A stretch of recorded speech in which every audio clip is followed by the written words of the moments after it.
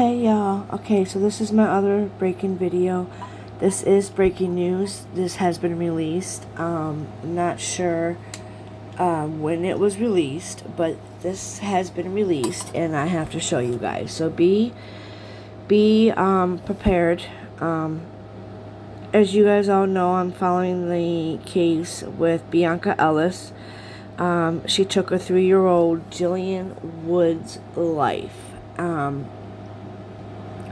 The little boy is down in the corner there. Let me just show you my face here. So, Mr.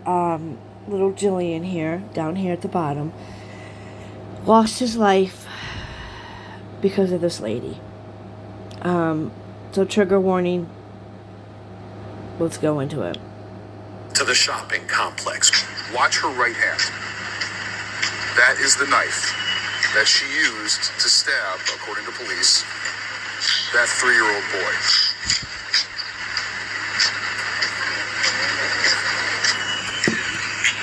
Now you will see that knife again in the video I'm going to show you shortly. Alright, the right-hand side here, keep watching. This is where you're going to see. There, that is the knife. You see the tag on there as well? Again, just moments. A half an hour before the attack, you can see the timestamp in the upper left-hand corner. She walks herself around with a wheelchair. She comes into the lobby. There is no audio here. This was given to us by the police station. She is telling police that when she was arrested last Thursday, they took some of her cash. They ask her for an ID. They look at her ID. They say, no, we don't have your cash. And she calmly leaves. She doesn't cause a scene. She's only in the police station for all of about 3 or 4 minutes. You can see her now leave with her wheelchair. And it's about here that she makes a decision. She ditches the wheelchair. You can see her hopping, skipping down the stairs at the police station. And it is from here that she walks herself across the street to the shopping complex. Watch her right hand. That is the knife that she used to stab, according to police, that 3-year-old boy. Why? Shout out to now you will see that knife again for the in the video I'm going to show you shortly. So I want to make sure I give credit where it's due. Whoever got this, this is where you're going to see. And we did it to put the baby. That is the knife. You see the tag on there as well? Again, just moments. It's sad, half an hour you guys. It's so before sad. the attack, you can see the time. It's so sad that this lady instantly took somebody's life. I mean, took a little boy's life. He didn't know what was going on. He was probably so scared and so... I mean, his mom was right there, and she couldn't do much because she was getting stabbed. You know, like this lady destroyed this couple's life, and I just, if she does not give the death penalty, oh my God, I think there's going to be some riots happening in Cleveland. I think if this can get out there a little bit more and touch some more humans' lives, I really do think that maybe we might just get the death penalty, but I think it's going to have to be a fight for it, you know? I don't think the death penalty is always an easy charge to pull. You really got to have the evidence. The death penalty is very hard to get, it seems like, and then it's like they get to sit there in their happy life in prison. And the craziest thing about, not funny, but the craziest thing about this whole case is this lady was ordered, okay, she was ordered by the court to take a mental health assessment and never got taken. So therefore, 3 days later, she killed this little boy.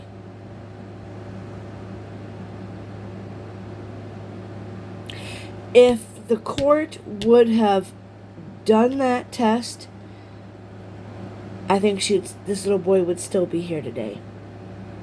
If the court system stuck by their word and got that mental health assessment done. Now, she was arrested last Thursday. So, this was probably fueling up. They said that she's assuming that the cops took her money from the last time she was arrested. Now, I do have documents and paperwork. I do have notes.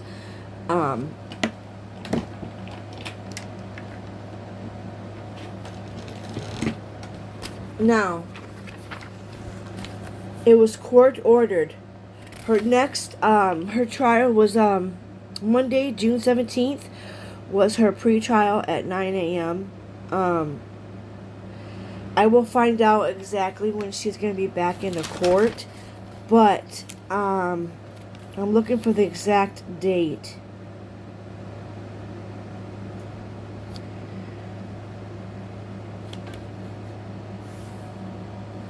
No, and this happened at a grocery store, you guys. He was about to be turning 4 years old. And he was unalived. Unalived by a wackadoo. Okay?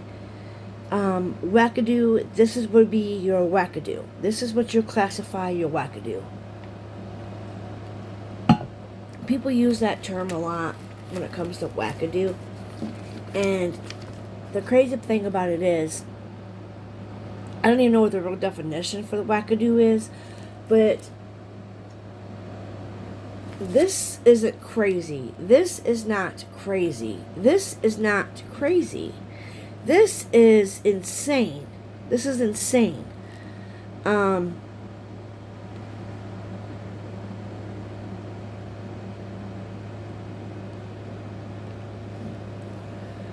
I'm just looking at my notes to make sure.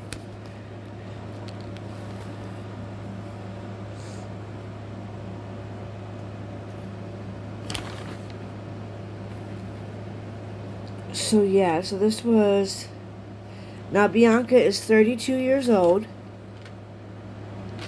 The woman she stabbed was 38 years old. And that's Margaret. That is the mother of the son.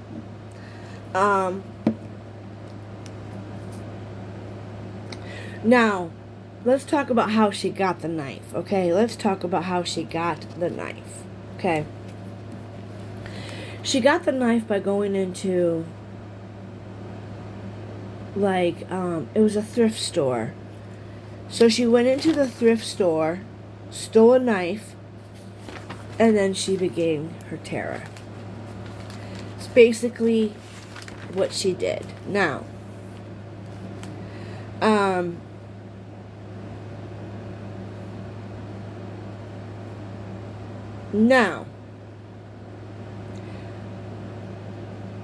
somebody made a statement, and I can't remember if it's from, I'm not sure who this person is, as if the person is related to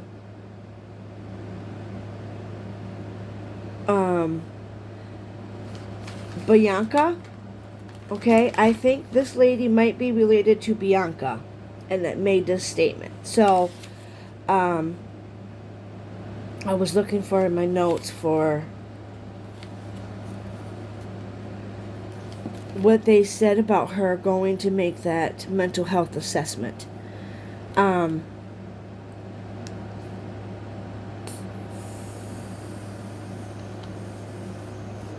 Now, mind you, this did happen at a grocery store in North Olmsted, Ohio, which is Cleveland, Ohio, guys. Cleveland, Ohio.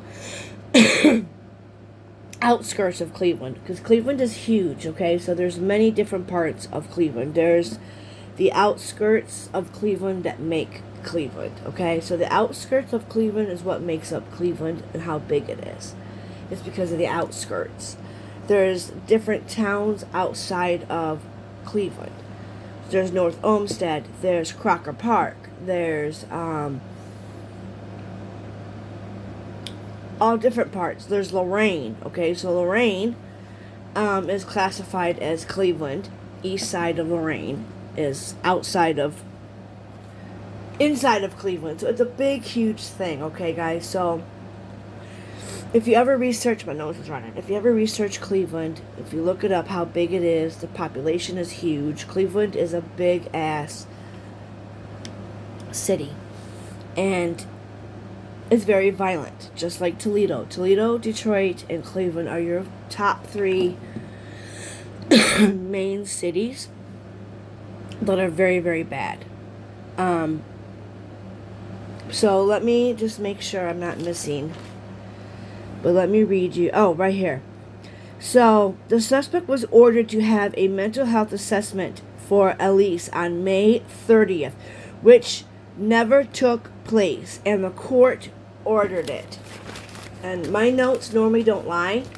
My notes normally are strictly from what the article says with my little bits and pieces of information. So, my handwriting's atrocious. She was supposed to go May 30th. Now, why? Why wasn't she having that done? Why was it postponed? Was she untrackable? Was she unfindable? What made it to where she didn't do that mental health test and this little boy died? Because of it.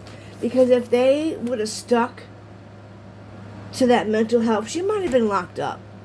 She might be still locked up.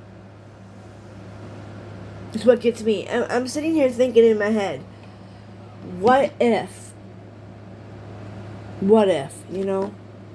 And my heart goes out to that family. They have other kids. You know, the mom's still healing from her wounds. Because we can't forget, the mom was also stabbed in the process of trying to save her little boy. Like I said, he was 3 years old, about to be 4. Now, Ellington said, this is what I wrote down from my notes from the court paperwork, the court documents, the court, websites, wherever I go to get my news resources. That's what I use, mostly news resources. A lot of law and crime, all that good stuff. I don't usually go off any other YouTubers unless it's headstones. Or, like, somebody I know. Like, for instance, headstones and headlines. She's your girl, okay? Like, she can go over some of these sad cases and just, she keeps her composure. Like, you don't see her most of the time, but you can tell in her voice. She doesn't let, and sometimes you gotta hold back your emotions when you're doing a case, but it's kind of hard not to, and that's my issue, is I get too invested, and when it comes to kids and not being able to have babies, people should realize that. But elegant, it's spelled Eggleton. Said, my condolences to this family, where I found out I was devastated. She was around my kids, my grandkids. So, I don't know who this lady is, but it was on one of the news articles. So, I'm going to dig into that. This is off a long video. It was only supposed to be a short. I'm just going to post it up as a upload, or I'll figure out something to do with that. So, we have a lot going on. I'm burnt as fuck. I did comb my hair, but it just doesn't look like it. But it's really curly because it's been in a clip all night, and I took a shower because I had to put aloe vera on last night. So, yeah, this is just, I had to drink some more coffee and wake up, but I wanted to bring that to you guys. I wanted you guys to see this, because I've been covering this case. Monday was her pre-trial. I'm going to go back and look into some of the stuff. We're going to go back and look into... but let me play the video again for you. Stamp in the upper left-hand corner. She walks herself around with a wheelchair. She comes into the lobby. There is no audio here. This was given to us by the police station. She is telling police that when she was arrested last Thursday, they took some of her cash. They ask her for an ID. They look at her ID. They say, no, we don't have your cash. And she calmly leaves. She doesn't cause a scene. She's only in the police station for all of about 3 or 4 minutes. You can see her now leave with her wheelchair. The And it's about here that she makes a decision. She She ditches the wheelchair. You can see her hopping, skipping down the stairs at the police station. And it is from here that she walks herself across the street to the shopping complex. Watch her right hand. That is the knife that she used to stab, according to police, that 3-year-old boy.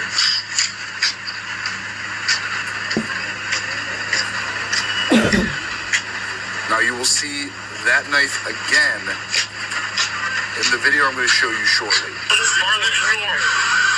right-hand side I here. agree with the death sentence. This is where you're going to see there. That is the knife. You see the tag on there as well? Again, just moments. A half an hour before the It's so sad. Alright, guys. I love you all. Have a great day. I'll see you.